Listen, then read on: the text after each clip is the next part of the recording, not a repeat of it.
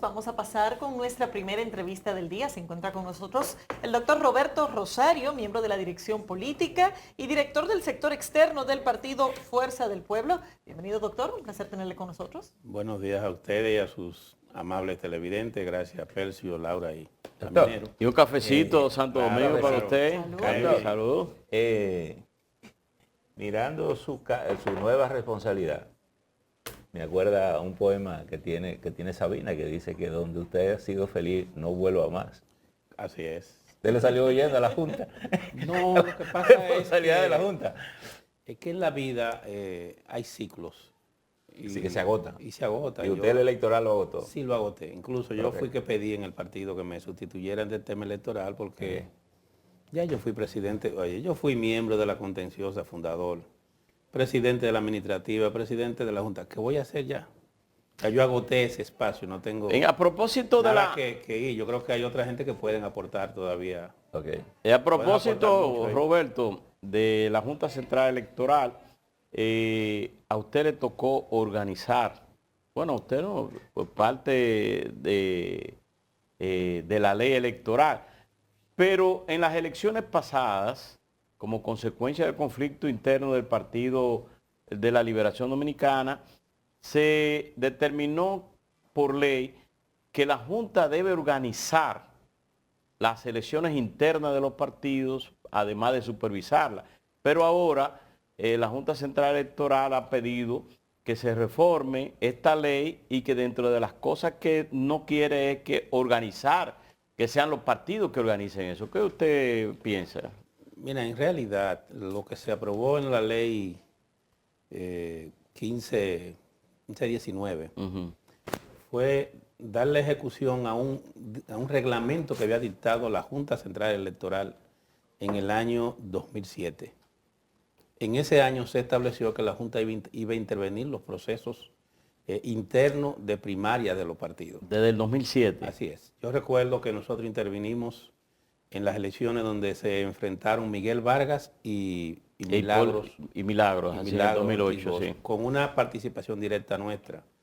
Recuerdo incluso que participamos en la elección que compitieron Amable Aristi y Eduardo Estrella.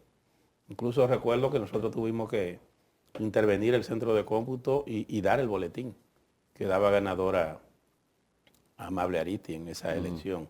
Y así, en todos los procesos electorales que se desarrollaron, la Junta intervino, incluso solo no daba los boletines, pero prácticamente intervenía en todo el proceso. Y es la ley entonces que recoge ese reglamento de supervisión de las primarias de los partidos que se convierte en ley, los legisladores lo convierten en ley, y entonces le transfieren a la Junta la organización de los procesos. Eso no es novedad en América. Si usted va, por ejemplo, a Perú o se va a Argentina, para poner solo un ejemplo, y otras, en otras latitudes, sobre todo de Sudamérica, las primarias internas son organizadas por los órganos electorales. El reglamento de la Junta y lo que se aprobó finalmente en la ley, ¿había coincidencia con respecto a la fuente del voto? Por ejemplo, si era el voto cerrado con los partidos No. o si el voto universal, porque también el voto universal parece haber complicado la situación, sobre todo con respecto al Partido de la Liberación Dominicana. Lo del voto universal o padrón abierto fue una novedad de la ley. No había sido contemplado. Es la primera vez incluso que aunque creo que cuando Jacinto Peinado, no estoy seguro, hubo una primaria, pero como desde el punto de vista de la ley propiamente, se establece a partir de la ley 1519. Nunca se había hecho. ¿Usted entiende que es válido mantener el voto abierto o el padrón abierto yo o siempre usted entiende que es más conveniente mantenerlo cerrado? No, yo soy partidario de las elecciones con padrón Cerrado. partidario, cada partido con su padrón. Obviamente, estoy viendo ahora con mucha extrañeza que el Partido de la Liberación Dominicana está planteando que se haga una elección con padrón semiabierto. Lo que planteó en aquel tiempo el presidente Fernández en el 19. Ellos están planteando ahora que se haga una elección una primaria donde se excluyan los de la Fuerza del Pueblo, los del PRM y los del PRD y Partido Reformista. Sí. Que fue lo que planteó Leonel en el 19. En el 19, y sí. le negó tanto la Junta como el propio Partido de la Liberación Dominicana.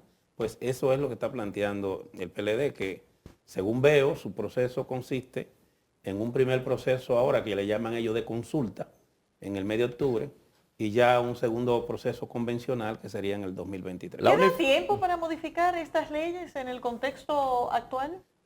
Yo no veo ni siquiera ánimo de eso, por varias razones. Los partidos políticos de alguna manera han respondido negativamente a algunas de las propuestas centrales de la Junta Central Electoral, valga la redundancia ahí, y pienso que eso le ha quitado un poco de ánimo, pero de haber tiempo todavía este año puede hacerse. La unificación de las ahora, elecciones congresuales y las perdón, municipales con las presidenciales. Perdón, Caminero, antes de usted dar respuesta a esa pregunta de Caminero, con respecto a la pregunta de Laura, en la última sesión, parece que hubo un problema de coordinación o fue que los partidos se pusieron de acuerdo para no asistir a No hubo acuerdo de no asistir. No hubo acuerdo. Yo pienso que hubo una confusión, porque la Junta le pidió por escrito a los partidos que emitieran su opinión sobre una serie de temas y los partidos la sometieron por escrito. Okay. Supongo, es una especulación mía, quiero presumir que muchos de ellos entendieron que como ya habían enviado por escrito su punto de vista, a lo mejor o no tuvieron interés o algo pasó. O la convocatoria no fue efectiva. No hubo acuerdo. Lo que sí puedo asegurar categóricamente es que la ausencia no fue el resultado de un acuerdo de los partidos. Okay. Por lo menos con la fuerza del pueblo. La unificación Bien. de las elecciones. Yo creo que estas elecciones, yo siempre he sido partidario de las elecciones separadas. Yo antes era partidario de las elecciones separadas por 2 años.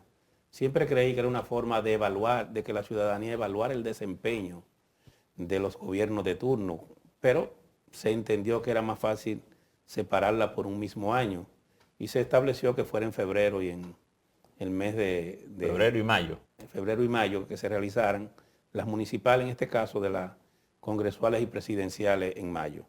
Yo creo que no hay tiempo, por una razón sencilla. Para hacerlo había que modificar la Constitución y no hay condiciones para modificar la Constitución. ¿Se ha hecho alguna evaluación objetiva del beneficio de esa decisión? No sé cuál fue el parámetro que se tomó para eso, porque como le dije, nosotros como Junta no éramos partidarios de eso. Y el tema del 50+1, que a pesar de que no está formalmente en la propuesta del gobierno, ha sido objeto de bastante debate en esta discusión. De alguna manera se pudiera pensar que hay algún tipo de posibilidad de analizar este tema antes del 24? Ninguna posibilidad. Hay una razón sencilla. Al final, ¿qué es una constitución? Una constitución es un pacto social. Yo diría, es un pacto económico, social y político. Y ocurre que para que esos pactos se den, sobre todo eso último. Sobre todo político. Y para que ese pacto se dé, tiene que haber un consenso de las fuerzas políticas que están en el sistema. Y ocurre que la oposición en bloque se retiró y dijo que no va a ser parte de una modificación. Si el gobierno insistiera en promover la modificación de la Constitución con la oposición en contra, entonces ya no sería un pacto, ya sería una imposición, y desnaturalizaría el sentido de la Carta Magna. Y cada vez que aquí se ha hecho una modificación constitucional impuesta, las consecuencias no han sido buenas para la República. Doctor, sentado en esa silla donde está usted, uno de sus compañeros, el senador Bautista Rojas Gómez, dijo que el propósito de la reforma constitucional no era modificar el porcentaje, sino inhabilitar a los expresidentes. En el caso de su partido, el presidente Leonel Fernández parecería amenazado en esas decisiones. No creo. ¿De dónde ha salido esa información? No creo, porque la inhabilitación no puede resultar, un derecho adquirido no puede ser ya conculcado.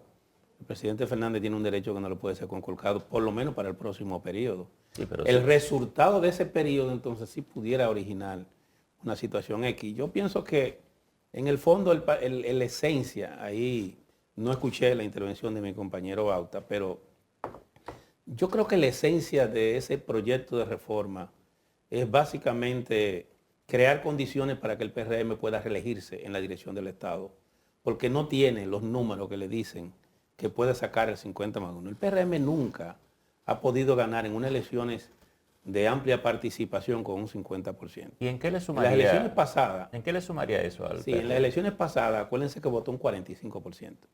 El 55% se abstuvo, o sea, más de 1 millón de personas de los que están acostumbrados a votar no votó.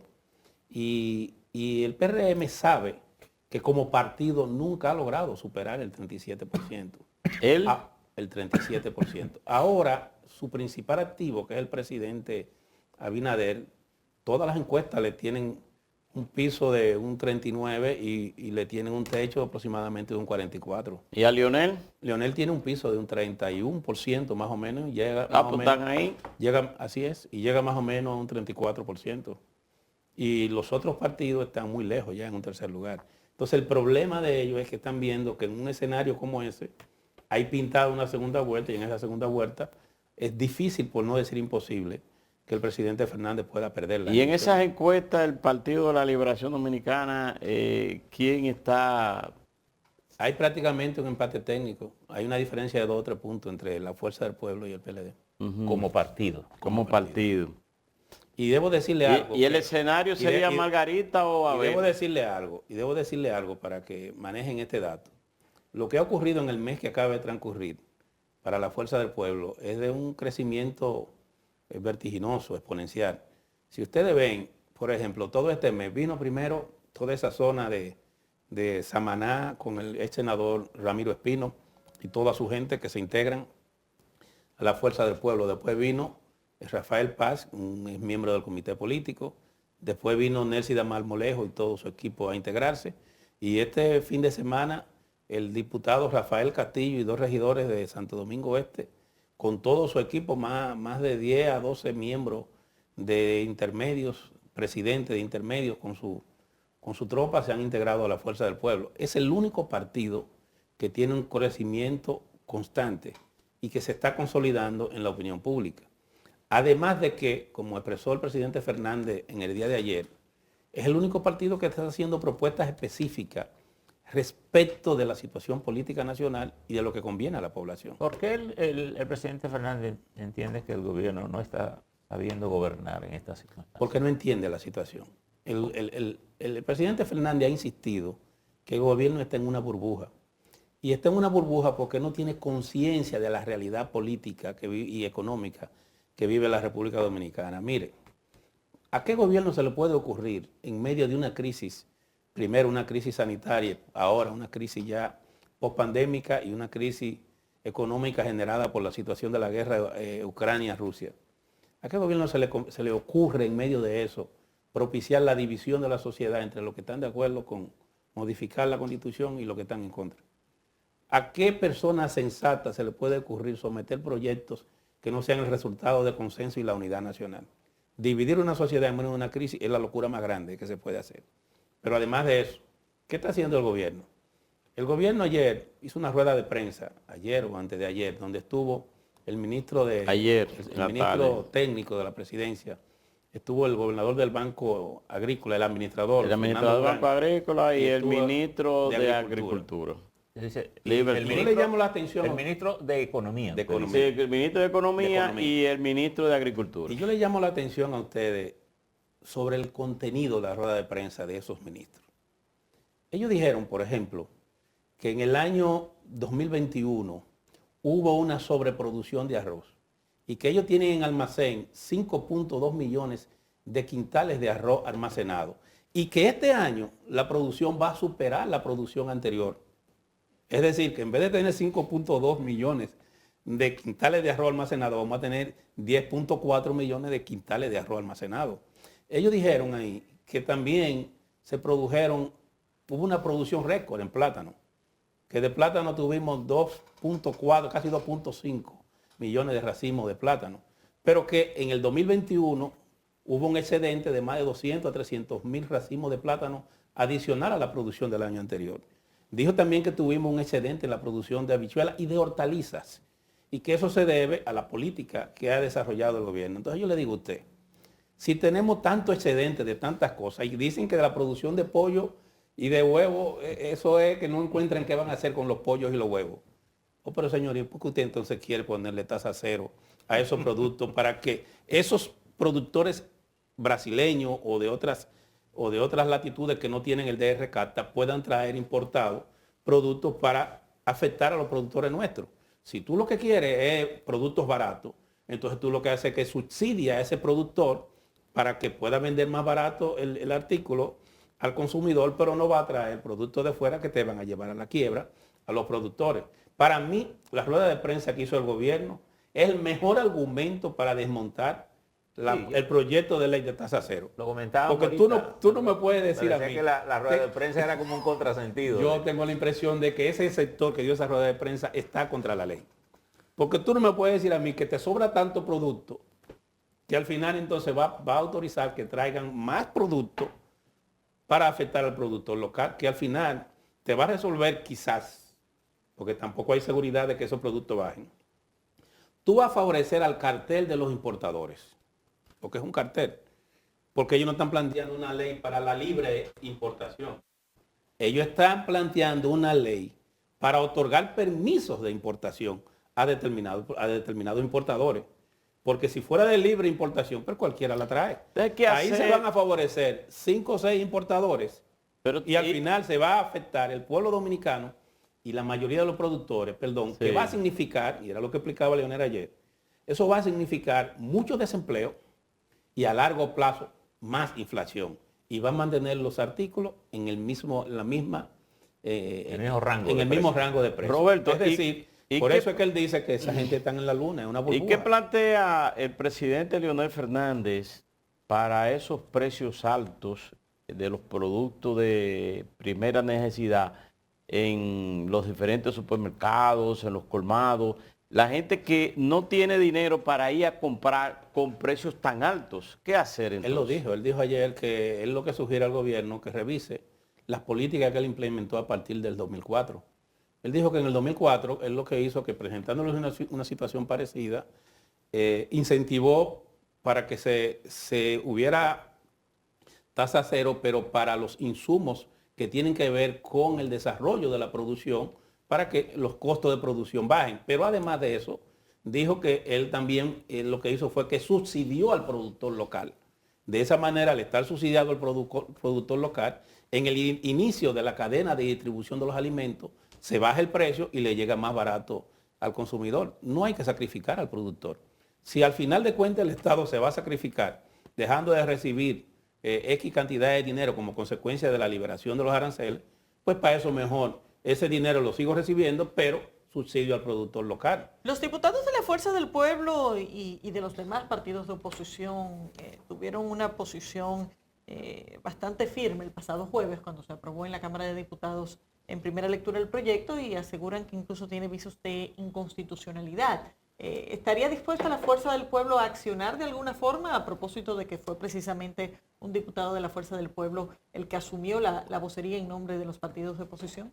Mira, vamos a ver qué va a ocurrir con el proyecto cuando llegue al Senado, pero ciertamente, como expresaron los diputados del partido, hay una violación al artículo 212 de la Constitución de la República, porque la ley en cuestión se refiere a temas de carácter económico y además trata otros aspectos que tienen que ver específicamente con derechos fundamentales. Y por esa razón, eso requiere una mayoría calificada. Al no haber logrado la mayoría calificada, porque se necesitarían los votos de la oposición, el gobierno y el partido de gobierno insisten en lograr esa ley que al final de cuentas, no sé por qué lo hacen, porque va a afectar mucho ese partido. La razón fundamental por la que ahora mismo el PRM como partido y el propio gobierno no están en sus mejores momentos es por 3 razones básicas. Tienen 3 nombres que ya se han hecho populares: inflación, desempleo y delincuencia. Y ocurre que esa ley no va a aminorar ninguno de esos 3 aspectos, sino que lo va a incrementar. Por eso es que nosotros decimos que ellos, dice el presidente, y nosotros como partido lo asumimos, que ellos no tienen conciencia del problema que tienen. Miren, eso es tan así. Señor, el gobierno sigue actuando como si nada pasara. Estamos en una crisis post-pandémica y estamos en una crisis, digamos, por la guerra. Y el gobierno sigue ejecutando su presupuesto como si todo siguiera igual. No ha modificado ninguna de sus partidas, no se ha adaptado a una situación de crisis como la que estamos viviendo y todos los días cuando va a un sitio hace una promesa distinta. Le agrega a todas las promesas que ha hecho y a todas las propuestas de desarrollo e inversión que tiene, le agrega otras propuestas más. Y no se dan cuenta que están creando lo que En algunos sitios se le llamaba la revolución de las expectativas. Aquí yo diría una exacerbación de esperanza en la gente y de proyectos que no saben cómo lo van a ejecutar, que las consecuencias pueden ser fatales. O sea, el gobierno parece ser que está conduciendo al país hacia una situación de ingobernabilidad por su incapacidad de poder darle solución a los problemas nacionales. La Fuerza del Pueblo apoya las huelgas que está convocando, que está realizando y convocando la Asociación Dominicana de Profesores. De acuerdo a una información, dice que el 4% de educación se ha gastado en nómina. Y sobre todo en nómina para los profesores.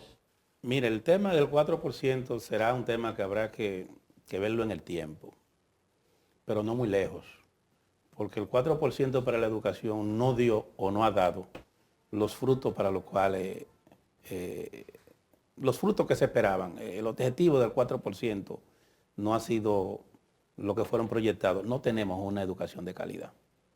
Y eso se debe, entre otras cosas, a que el contenido de las políticas educativas no se corresponde con la reforma que se pretendía con el 4%.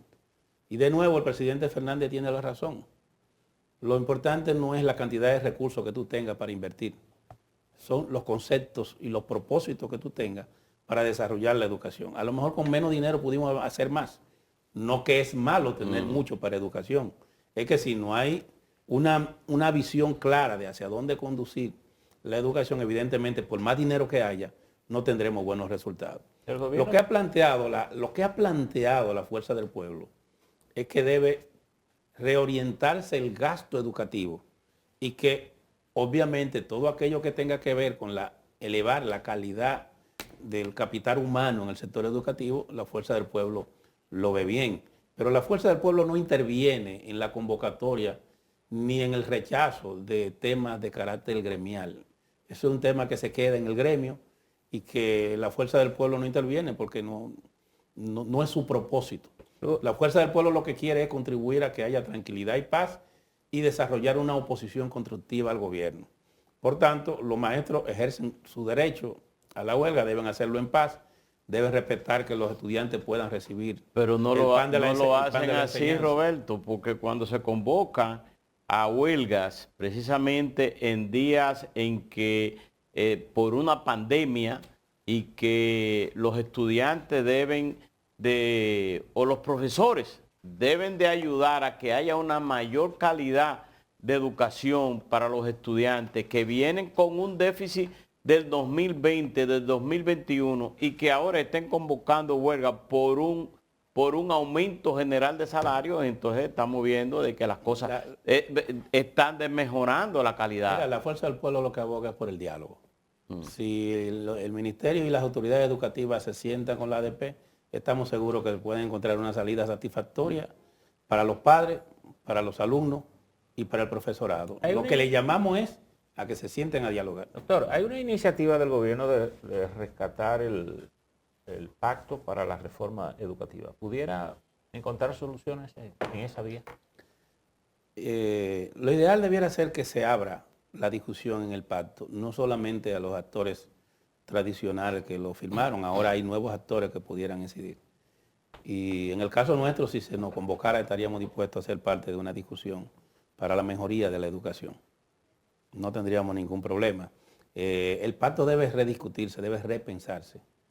Y yo quiero aquí apelar a lo que fue la propuesta de gobierno del Partido Revolucionario Dominicano, moderno. El Partido Revolucionario Moderno abogó por lo que ellos llamaron el gasto de calidad. Según ellos, habían una serie de instituciones que lo único que generaban eran gastos superfluos porque no rendían una labor, no era útil la labor que rendían para el Estado y para los dominicanos. Y de igual manera decía que en otros ámbitos, como el caso de educación, decían ellos que habían nominillas y nóminas sobreabundantes.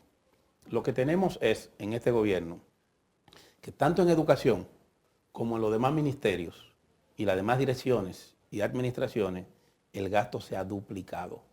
el llamado gasto de calidad se ha convertido en eso, una consigna huera que no termina de descender. Este gobierno gasta más en nómina ahora que lo que se gastaba en el 2020. Y ese llamado gasto de calidad que ellos prometieron se ha ido al suelo. Muchas instituciones que han sido disueltas, lo que han sido es disueltas en la forma, pero se han creado otras que son exactamente igual o parecidas a las que había. Decía Henry Merán. ¿Alguien se la ha tragado? Decía Henry Merán los otros días que este es el gobierno de los sustantivos y adjetivos. Es decir, ellos le cambian los nombres a todo lo que se estaba haciendo para volver a hacer lo mismo con otros nombres. Pero nada más.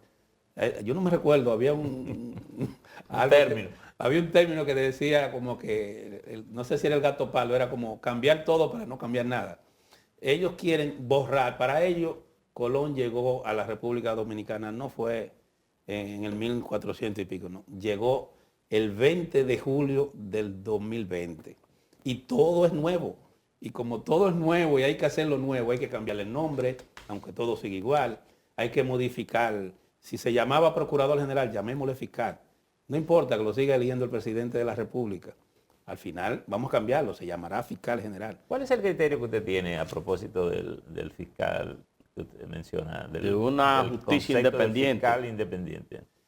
Yo creo en la posición de la magistrada Miriam Germán, que si se modifica la ley orgánica del Ministerio Público, se puede fortalecer la independencia y la autonomía administrativa y funcional del Ministerio Público y que eso consolida el criterio de independencia y autonomía que le da la Constitución de la República del año 2010. Ella plantea la creación de un Ministerio de Justicia y separar la parte de la prisión del ministerio. ¿Usted está de acuerdo? No, la modificación de la Constitución, porque implicaría eso, para crear un Ministerio de Justicia implicaría algo más profundo que la simple creación de un Ministerio de Justicia, porque tendría que ver con toda la estructura constitucional y toda la infraestructura del Estado. Ya eso es algo más profundo. Sí, pero yo no creo incluso que el país necesite de eso. Pero desde el punto de vista de la designación de ese funcionario, ¿usted es partidario que lo siga nombrando el presidente, a lo mejor algún mecanismo de terna que tenga un plazo permanente, que no sea irrevocable, o que lo elige el Senado, el Consejo Nacional? Yo creo que se le pueden dar condiciones específicas, se pueden crear mecanismos sin necesidad de modificar la Constitución, de blindar, digamos, la designación, de fortalecer la independencia que existe. Por ejemplo, se podría dejar en manos del Consejo del Ministerio Público la propuesta de ternas, que es la de ellos mismos, para ponerle un ejemplo, y que el presidente esté obligado a coger uno de esos tres, para que usted vea más o menos. O sea, hay muchas fórmulas que pueden permitir la consolidación del Ministerio Público sin necesidad de modificarlo. Pero ojo. Todo esto en la ley. Todo está en la ley adjetiva. Ojo, no es solamente que sería una novedad. Es que a nivel mundial, quizá hay 2 o 3 países que no es el presidente que elige el Ministerio Público. Lo que pasa es que a nosotros nos gusta mucho innovar, somos muy innovadores en fórmulas que cada 4 años lo vivimos cambiando. Inventamos estos 4 años y en los próximos 4 estamos de nuevo inventando otra. Mire, las instituciones son, las leyes mordean las instituciones, pero las personalidades que están en las instituciones son a veces determinantes. Yo creo que con esa ley tenemos a Miriam Germán y el país entero dice que Miriam Germán es independiente, para que usted vea cómo es la cosa. A veces quien ejerce la función imprime. Podemos cambiar el sistema de elección y el que venga puede ser peor que el que tenemos. Puede ser peor. Si logramos mayor madurez institucional en la República Dominicana, que es lo que importa, no importa el mecanismo que se establezca, pudiéramos tener un Ministerio Público que funcione. Yo escucho, por ejemplo, mucha gente cuestionar la formación o la designación de algunos miembros de la Suprema Corte de Justicia anterior o la de ahora. Mira, aquí se formó una Suprema Corte de Justicia integrada básicamente por políticos, aunque se nombró de consenso, en este caso, a Jorge Subero. Pongo mucho de ejemplo esa Suprema. Más del 50% de los miembros habían salido de la dirección ejecutiva del Partido Reformista y del PRD. Básicamente del PRD. Y debo decir que para mí, es el modelo de Suprema Corte de Justicia que hemos tenido últimamente, muy eficiente y que logró, con el liderazgo del presidente Fernández apoyando la justicia, el mayor nivel de institucionalidad y de reforma que se ha logrado en la justicia dominicana. Y Doctor, oiga, como le digo, la mayoría venían, doctor, y le menciono algunos, Ibarra, Río, Campillo, Pérez, Julio Aníbal Suárez, la mayoría venían del Comité Ejecutivo del PRD. sí. Y qué bien lo hicieron. Y el país reconoce que esa Suprema logró grandes avances para la República Dominicana. Doctor, a propósito del Estado Nacional, el doctor Yotin Curijo es miembro del Constitucional. Ha hecho un juicio que conduce a reflexión. Ha dicho que la dictadura dejó un Estado rico que la democracia ha destruido. Bueno, yo no comparto ese criterio. Hay una tesis muy socorrida que plantea que los gobiernos de fuerza, al no existir la diversidad que da la democracia, generalmente logran mayor desarrollo económico. Hay quienes tienen esa tesis. En el caso de la República Dominicana yo no veo las cosas así. Si usted ve, por ejemplo, del año 2016 al año 24, cuando la ocupación norteamericana, nosotros logramos un buen nivel de desarrollo institucional, sobre todo desde el punto de vista de infraestructura vial y otras cosas, y económico, ¿por qué no? Pero después, cuando Trujillo también se produjo, pero la mayoría de esa riqueza giró alrededor del dictador. Después vino Balaguer en los 12 años, básicamente los 12 años, porque los últimos 10 económicamente fueron complicados, digamos. Son los índices más altos de inflación que hemos tenido casi en todos los tiempos. Pero hasta cola hacíamos para comprar huevos y comprar combustible, si ustedes recuerdan, en el 90, 89, 90. Sin embargo, analicen el desarrollo en democracia de los gobiernos del presidente Leonel Fernández. Lo que pasa es que a veces la historia, cuando es muy cercana, no nos gusta analizarla. Es el mayor nivel de crecimiento de la riqueza de la República Dominicana que se ha producido. Más de 48.000 millones al patrimonio nacional le aportaron los gobiernos del presidente Fernández, sobre todo en el periodo 96, 2004, 2012. Hay que analizarlo fríamente. Más riqueza que la que se produjo en todos los años anteriores, incluyendo incluso los gobiernos de la dictadura de Leonidas Trujillo. Desde el punto de vista histórico, nuestro buen amigo Yotin, yo lo llamo a que analice la producción de riqueza del Estado, como puede medirse, porque se puede medir en base a los índices de crecimiento y de fortalecimiento de lo que es el patrimonio nacional, que lo vea viendo cómo en democracia el presidente Fernández logró eso y cómo en dictadura o gobierno de fuerza versus los gobiernos de Balaguer y los gobiernos de Trujillo lograron. Cómo Leonel logró triplicar lo que se produjo en dictadura y lo que se produjo en los gobiernos de Balaguer. Bueno. Es decir, que ese criterio, en mi opinión, no es objetivamente aceptable. Roberto, el voto preferencial, en el caso de los regidores, ¿usted está de acuerdo que se elimine? Mira, más allá de que yo esté de acuerdo o no, las elecciones van con voto preferencial para regidores, porque los 3 partidos mayoritarios opinaron favorable. PRD, PRM, Fuerza del Pueblo. Eso como que nadie lo quiere soltar. Nadie quiere soltar. Mire, es que es difícil. Es difícil, muy difícil. ¿Difícil por qué? El objetivo del voto preferencial supuestamente es acercar el elector a su representante. Que el representante tenga la facilidad de elegirlo. El objetivo es que los partidos en democracia elijan buenos representantes. Es verdad que el dinero ha prostituido un poco. Pero eso parece que no lo estamos logrando. No, y lo ha desnaturalizado. Sin embargo, nadie garantiza que en boletas bloqueadas y cerradas no pase lo mismo. Lo que pasa es que el escenario, en vez de ser el escenario nacional de preferencial, va a ser el escenario interno en los partidos. Y cuando te hagan el listado, esa misma gente van a venir entonces encabezando el número 1, el número 2 y el número 3. Ahora, y entonces va a ser peor. ¿Cuál es la reflexión que los partidos han hecho? Porque también llegó un momento en que parecía que los partidos no querían el voto preferencial, en el sentido de que entendían que le habría una guerra interna peor que los adversarios. Es decir, porque los mismos compañeros estaban peleando por el mismo voto. Y llegó un momento en que no querían entonces el voto. Es decir, ¿qué es lo que han visto de virtud?